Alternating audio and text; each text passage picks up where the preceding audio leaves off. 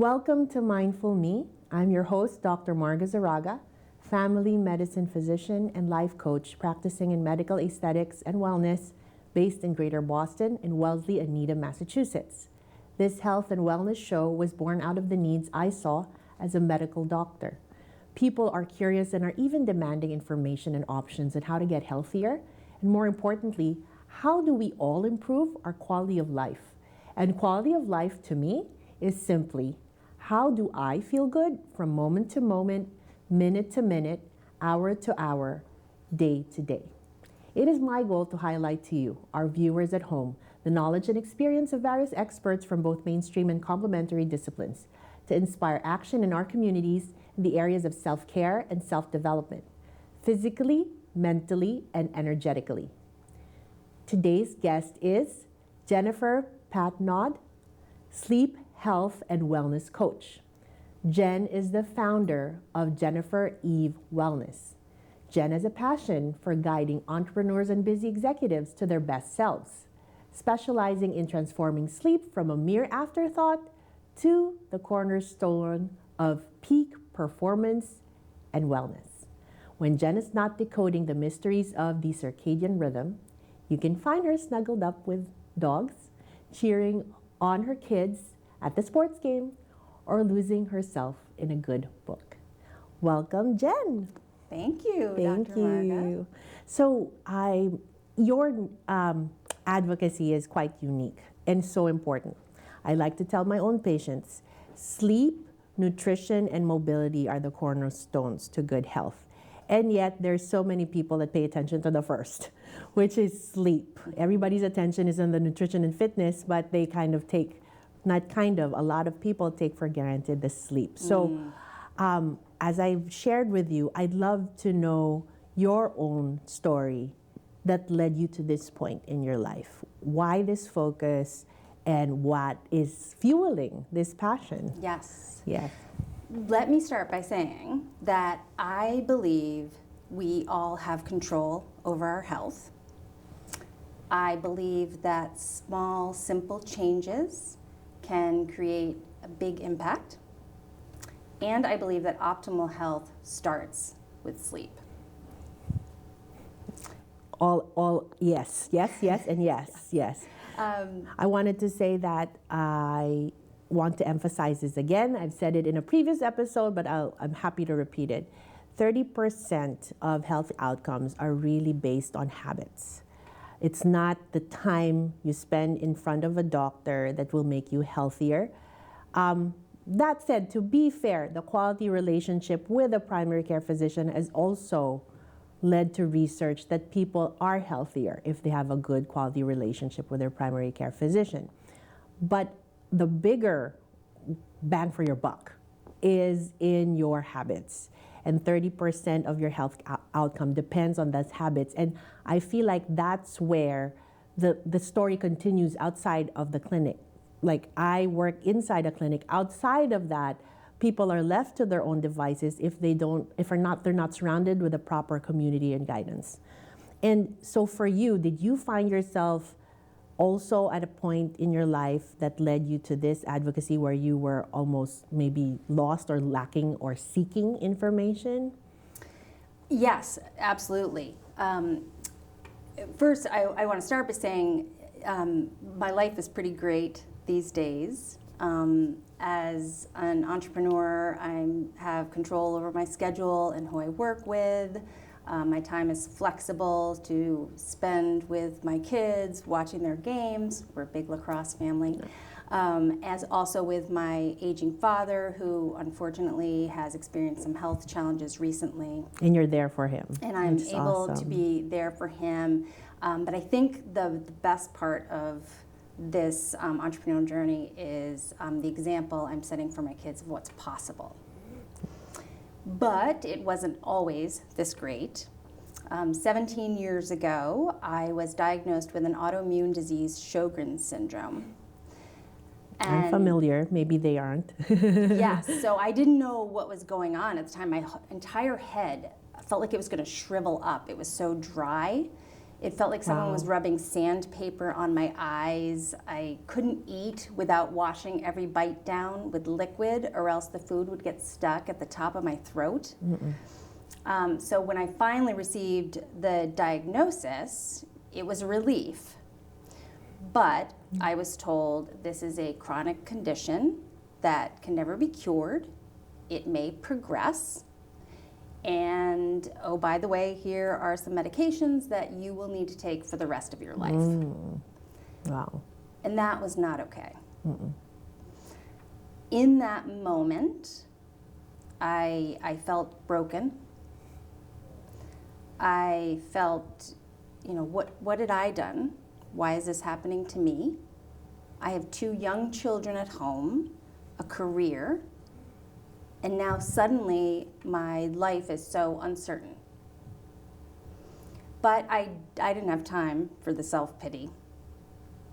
With 2 toddlers and working full-time, I just didn't have the bandwidth to deal with it. So I decided to just take the meds, keep pushing on. So I adapted and I managed. I certainly wasn't thriving. Fast forward to 2020, and I learned that there were things I could do and ways that I could help myself. I started studying to become a health coach at that time, and not only to help myself my own health journey, but also to be able to help others. And so suddenly there's this light at the end of the tunnel. And then, bam, the wheels fell off the bus that summer. Okay. I had a silly kitchen mishap. I cut my finger.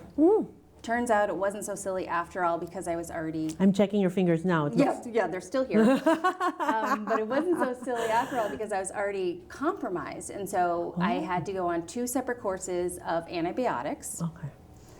I started developing all these uncomfortable symptoms, rashes, irritation. But I knew from my health coaching studying that I was really going to have to take matters into my own hands and figure this out on my own, because I didn't want to be put on more antibiotics or to simply be given a steroidal cream. I knew that wasn't going to actually get to the root of the issue. So I did some research. I made some changes in diet and lifestyle. Simple changes, not easy, but simple. And within a few weeks, the rashes were gone. I had even, consistent energy throughout the day. I was sleeping well. But when I looked around and at other people who were making similar changes, they weren't necessarily getting the same results. Okay. And I realized that the missing piece of the puzzle for them that I already had in place was sleep. You can be the cleanest eater on the planet. You can do 7 HIIT workouts a week. You can switch from the cold plunge and the sauna all you want, but if you are not getting quality restorative sleep, you can't thrive in health. So I am on a mission to put people to sleep. I love it. This is an unfolding story. More on this when we return to Mindful Me. Imagine always being front row to plays like this. Ollie comes up with it. Up front, have it go. Yeah! Woo! Or this. And even this. Hoffmeister gets the corner, and he gets around the whole corner. And man, he could go all the way. Being able to capture high school sports at their highest level. And the Rockets are gonna win it. Oh, Chmielewski under it, and the Rockets are state champions! The Needham Rockets have done it again! A three-peat! Here at the Needham channel, you can do all of those things and more. Plus, we definitely have our fun here too. Interested? We'd love to hear from you. Send us an email at sports@needhamchannel.org or visit our website, needhamchannel.org, for more information.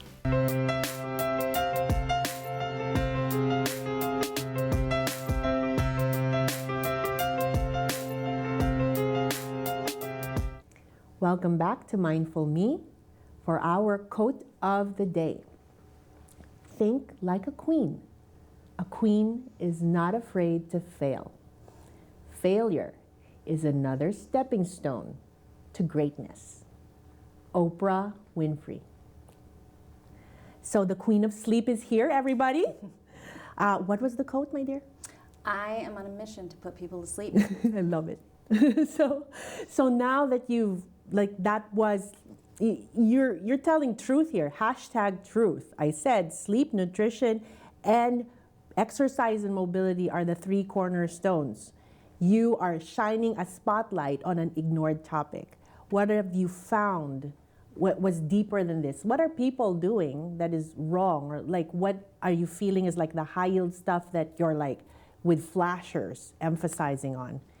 Yeah, so unfortunately, our culture, we're a sleep deprived culture. We kind of prescribe to the go, go, go constantly, and there aren't enough hours in the day, so what's the first thing to give? It's your sleep. When what I'd love to do is flip the narrative and make people understand that, in fact, that's not the currency you want to trade with. That if you are able to get quality restorative sleep, it will actually make the rest of your day more productive, more efficient, more enjoyable. So the first obstacle is convincing people that, in fact, it is very important to our health especially, but also to our work or our businesses, etc. And for a lot of people, sleep issues are individual of what may be causing them. Some folks have trouble falling asleep, others are waking in the middle of the night, some just can't sleep beyond 5-6 hours a night, etc.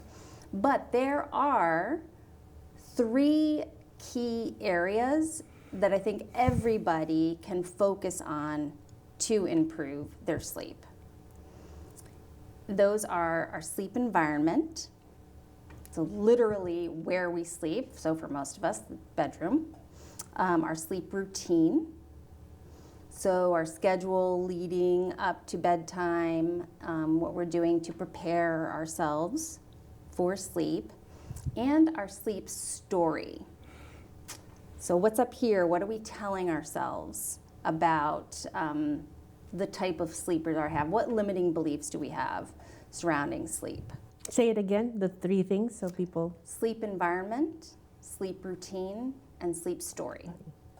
So I guessed, leading up to this interview, I guessed 2 out of the 3.